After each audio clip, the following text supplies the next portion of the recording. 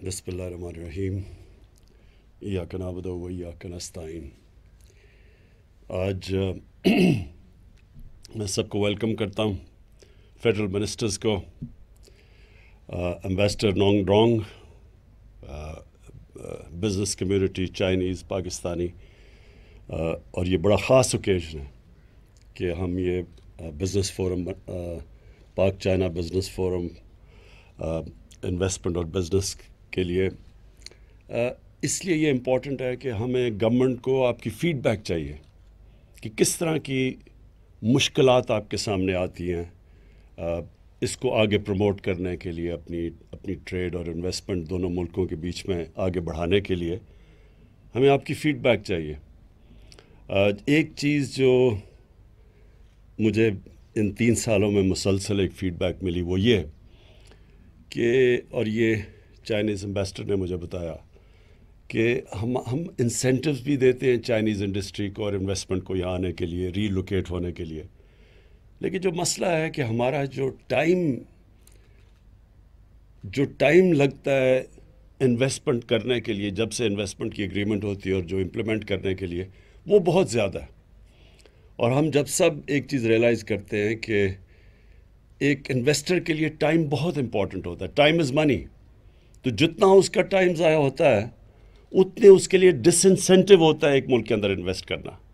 تو ہماری پوری کوشش ہے، اور اس پہ بورڈ آف انویسٹمنٹ کے ساتھ بیٹھ کے مسلسل وہ جو ریگولیشنز جو ڈیلے کرتی ہیں اس کو ہم ایلیمنیٹ کرتے جا رہے ہیں، کم کرتے جا رہے ہیں، تاکہ کم سے کم رکاوٹیں ہوں۔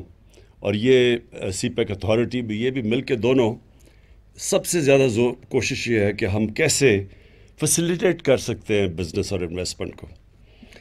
دوسری چیز، یہ فورم اس لیے امپورٹنٹ ہے کہ دیکھیں ہمارا مسئلہ یہ ہوا کہ ہم 60s میں ایک انڈسٹریلائزیشن کی طرف جاتے جاتے اور بڑی بدقسمتی سے 70s میں ایک نیشنلائزیشن کا پروگرام ہوا، جس کی وجہ سے ہماری ساری انڈسٹریل ڈیولپمنٹ چوک ہو گئی، اور وہ کبھی بھی ہمارے ملک کے اندر اس چیز کا احساس ہی نہیں ہوا کہ ایک ملک کی دولت بن نہیں سکتی، ویلتھ کریشن ہو ہی نہیں سکتی جب تک وہ انڈسٹریلائز نہ ہو۔ تو آپ ابھی دیکھیں کہ یہ ہمارے لیے بڑا تکلیف دہ ہے کہ چھوٹے چھوٹے ملک، ان کی ایکسپورٹس دیکھیں کدھر پہنچ گئی ہیں، اور ہم پھنسے ہوئے ہیں وہی تھوڑی سی ایکسپورٹس کے اوپر۔ تو کیسے ایک ملک آگے بڑھ سکتا ہے جو ایکسپورٹ ہی نہیں کرتا؟ یہ کامن سینس ہے کہ کوئی بھی اگر معاشرے نے آگے بڑھنا ہے تو جب تک وہ دنیا کو چیزیں زیادہ بیچے گا نہیں، وہ آگے کیسے بڑھ سکتا ہے؟ اور صرف ہم ابھی بھی میں دیکھ رہا تھا کہ ایگریکلچر چیزیں ہم سبزیاں بیچ رہے ہیں اور پیاز بیچ رہے ہیں، اس سے تو ملک کی دولت ہی بننے لگی۔ ملک تو تب آگے بڑھے گا جب وہ انڈسٹریلائز کرے گا۔ اور دوسری چیز، یہ جو نئی جو ٹیکنالوجیکل ریولوشن ہے آئی ٹی کی، اس کے اندر بھی ہندوستان ہمارے 20 سال پہلے کدھر تھا، آج اس کی ایکسپورٹس دیکھیں اور آج ہمیں دیکھیں کہ، اور وہ صرف 2 سالوں کے اندر، تھوڑا سا 1 سال میں بلکہ تھوڑا انسینٹیو دیا ہے تو تقریباً دگنی ہو گئی ہماری آئی ٹی ایکسپورٹس۔ ہمارے پاس یوتھ ہے، ہمارے پاس اتنا پوٹینشیل ہے اس چیز کا، لیکن اس کے اوپر بھی توجہ نہیں دی گئی۔ پوائنٹ میرا کہنے کا یہ ہے کہ جو بھی ملک آگے بڑھے ہیں، سب سے زیادہ چائنا، لیکن ایسٹ ایشین ٹائیگرز کی مثال دی جاتی تھی ہمیں کہ وہ بڑی تیزی سے آگے بڑھ گئے، لیکن آپ سارے ملکوں کو دیکھیں تو انہوں نے ایک نیشنل پرائیورٹی بنائی ہے ایکسپورٹس کرنے کے لیے۔ چائنیز پریزیڈنٹ اردوغان جب وہ یہاں آئے تو انہوں نے بھی، ترکی کا بھی بڑا بیلنس آف ٹریڈ بڑا ڈیفیسٹ پہ جاتا تھا، ترکی نے انہوں نے اسپیشل پلان کر کے ایکسپورٹس کے اوپر ایمفسائز کیا، اور ایکسپورٹس بڑھی تو وہ ترکی کی سٹینڈرڈ آف لیونگ اوپر گئی اور ان کی جی ڈی پی اوپر گیا۔ تو ہمارا بہت بڑا ہمیں ایڈوانٹیج ہے کہ ہمارے ساتھ دنیا کی سب سے تیز بڑھتی ہوئی اکانومی ہماری نیبر ہے، ہماری 70 سال پرانی دوستی ہے ان سے، ہم ہر طرح کی وہ کوآپریشن کے لیے تیار ہیں، اور ہمارا پرابلم یہ رہا ہے کہ ہم ہی نہیں تیار اس کے لیے، ہم نے کبھی کوئی اس طرح کی ایک نیشنل پرائیورٹی نہیں بنائی۔ تو میں اپنی گورنمنٹ کا، ہم نے آہستہ آہستہ جیسے پہلے تو جو کرائسیز تھے ان کو حل کیا، سٹیبلائز کیا، پھر کرونا آ گیا، وہ سب کے سامنے ہیں. اور میں اپنی ٹیم کو، یہاں اسد عمر بیٹھے ہیں، میں خاص طور پہ ان کو، ان کی ساری NCOC کی ٹیم، ڈاکٹر فیصل بیٹھے ہیں، یہ ہم کئی دفعہ نگیٹیوٹی کے اندر ہم وہ چیز کو اپریشیٹ ہی نہیں کرتے جس طرح پاکستان نے کرونا سے کوپ کیا اور جس طرح ہم کووڈ-19 سے نکلے ہیں. ارد گرد تو دیکھیں ذرا ملکوں کا کیا حال بنا ہے. ہندوستان میں دیکھیں کیا ہوا ہے، مائنسز میں گروتھ ریٹ چلے گی. ایران میں دیکھیں تو 2 نیبرز کو دیکھیں، اور اس میں پاکستان کو دیکھیں کہ اکانومسٹ میگزین پاکستان کو نمبر 1 رکھتی ہے، وہ ملک جو سب سے پہلے نارمل ہو گیا، جس نے اپنی اکانومی بھی بچا لی اور اپنے لوگ بھی بچائے.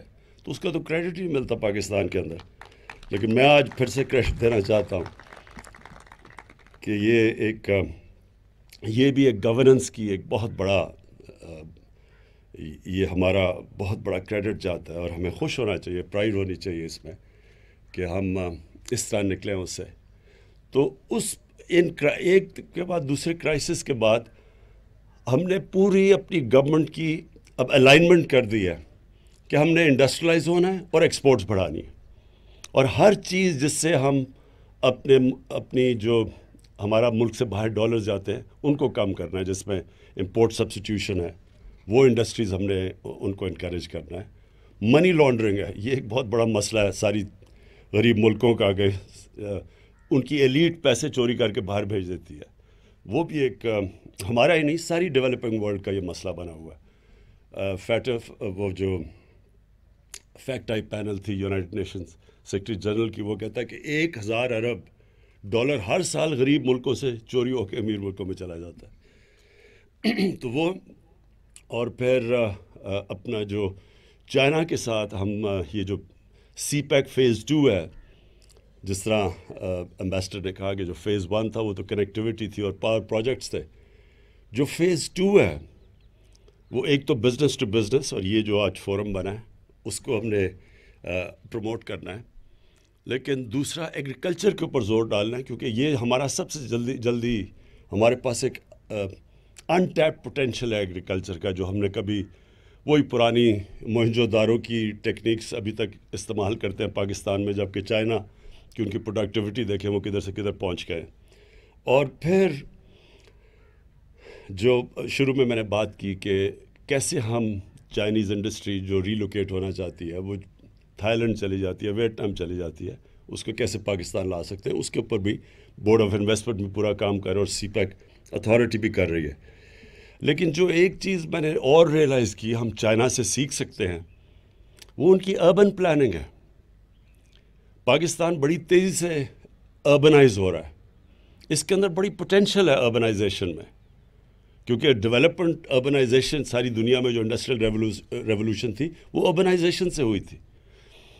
لیکن پرابلم اس کا یہ ہے کہ ہمارے جو شہر ہیں وہ اتنی تیزی سے بڑھ رہے ہیں کہ ہمیں 2 خطرے ہیں یہاں. ایک تو فوڈ سیکیورٹی، ہمارے گرین ایریاز آہستہ آہستہ غائب ہوتے جا رہے ہیں.